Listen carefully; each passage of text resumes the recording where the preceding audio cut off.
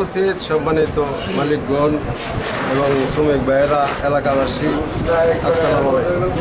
আসলে আমরা হয়তো দুইটা প্যানেল হয়েছিল, দুইটা প্যানেলের পরে আমি হয়তো ত্রিমুখী তিনজন, আমার সাথে দুজন সভাপতি ছিল, হয়তো আমি ছিলাম তিনজন ছিলাম।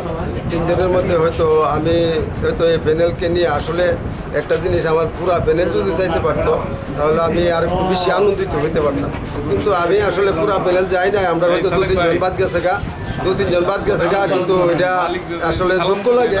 কিন্তু যাই হোক, হয়তো এটা মালিকরা নির্বাচিত করছে, এখন এটা আমাদের কিছু নাই। তবে হয়তো আমাদের সামনে যে টাক মালিক সমিতির যে কার্যক্রম যেগুলো আছে, যেমন কতগুলো কাজ আছে, এগুলা হয়তো আমরা ভোটারের কাছে আমরা হয়তো প্রতিশ্রুতি দিছি যে আমরা এই কাজগুলো করব, এগুলা যেমন করতে পারি এবং মালিকরার উন্নয়নে আমরা যাতে কাজ করতে পারি, হয়তো আমাদের জন্য দোয়া করবেন আপনারা। আর মালিকরা হয়তো আমাদেরকে একটা আশা নিয়ে নির্বাচিত করেছে। হয়তো টাক শিল্পটারে একবারে গত 4 বছর আমি ছিলাম না, এই 4 বছরে এটা ধ্বংস করে দিয়ে গেছে।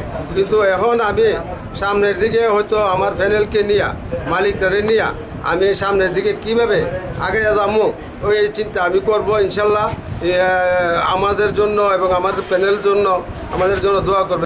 দিয়া জয়যুক্ত করেছে, তাদেরকে ঋণ আমরা শোধ করতে পারবো না, কারণ তারা বহুত আশা নিয়ে করছে। কারণ আমার সাথে 3 জন ছিল, আমি হয়তো 3 নম্বর, আরও 2 নম্বর ছিল। আসলে ওই জিনিসটা হয়তো ফার হয়ে যে হয়তো আসতে পারছি এবং মালিকরা আমাকে সম্মান করছে এবং আমার প্যানেলকে সম্মান করছে। হয়তো 2 জন 3 জন নাই, কিন্তু এরপরও আমাদেরকে মেজরিটি পার্সেন্ট মালিকরা ভোট দিয়ে পাস করছে। মালিকদের কাছে হয়তো আমরা কৃতজ্ঞ এবং ধন্যবাদ এবং তাদের কাছে চিরঋণী।